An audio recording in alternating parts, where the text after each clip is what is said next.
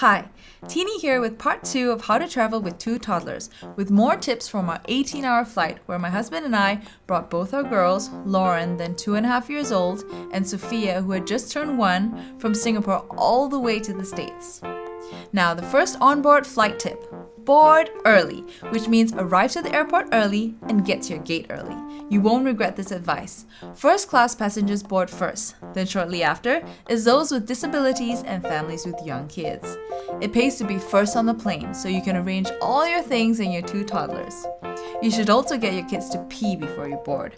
But if you don't, and if you get to your seats early enough, you can still rush to the bathroom before the herd of boarding passengers come barging in with all their carry-ons. Last thing you want is for your toddlers needing to pee during takeoff, which would be rather inconvenient for us because both our toddlers are potty trained. Now, in my How to Travel with a Baby video, I did a whole section on how to manage the ear pressure buildup during takeoff and landing by timing bottle feeding, in which the sucking helps regulate the pressure in their ears. Now, it's more challenging with toddlers, but what worked for us was having snacks they could munch on. I think the swallowing action helps pop their ears. Mealtime challenges with two toddlers. To avoid juggling 4 food trays with only 3 pull-out tables, we had the flight attendants deliver the girls' meals first, got them fed and put to bed before my husband and I took turns eating. Ask the flight attendants for your toddlers' drinks to be capped and strawed. They do have straws and plastic cups with lids, so you just have to ask. The toddler and parent next to Lauren had a regular cup, and Lauren got a whole drink accidentally spilled on her. Now, bringing snacks and foods for the kids was super useful, especially when the meal times on the plane didn't coincide with the normal feeding times. We also brought snacks the girls enjoyed, like bananas, blueberries, and puffs. And also remember to keep your toddlers hydrated at all times. The air in the plane is so dry.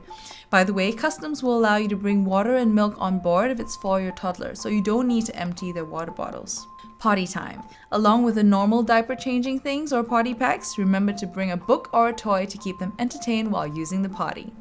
Now, to get Sophia, our 1-year-old, to sleep, because of all the distractions on the plane, we used the shade from our stroller and clipped it to the bassinet frame with binder clips. To make it even darker, I draped a cotton cloth over that shade and clothes pegged it in place, remembering to leave a few openings for air circulation. So with a nice darkened bed that mimicked her normal sleeping environment, coupled with her usual sleeping routine and her sleeping buddy Whitey, Sophia was an absolute angel falling to sleep at her scheduled times. An extremely helpful tip is to try bringing your stroller car seat on board. And if the flight is not full, the airline staff will let you use the seat next to you, and you can have your youngest toddler sit and sleep in their all-familiar car seat the whole way. We tried bringing one, trust us, but the whole flight was fully booked in both directions. And if you can afford to buy your under 24-month-old toddler a seat, using the stroller car seat is highly recommended.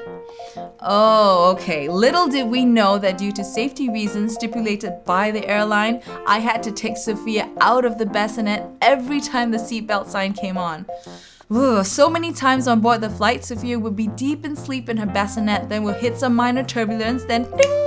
The please fasten your seatbelt sign would come on. The flight attendants would then come rushing over to all the parents to make sure their babies were out of the bassinets until the seatbelt sign was off. They were very strict on this, and we had to pull a sleeping Sophia out of her bassinet way too many times. The thing is, if your toddler was in her car seat, you'll never have to deal with this big, huge inconvenience.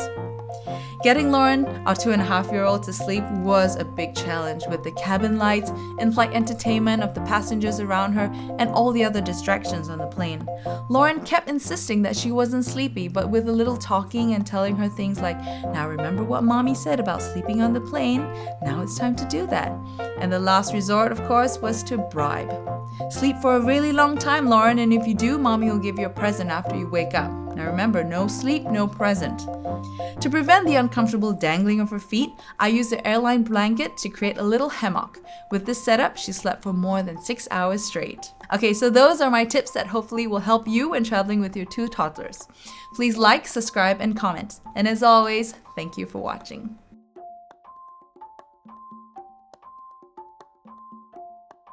Monkey see, monkey like, monkey do. BananaManaTV.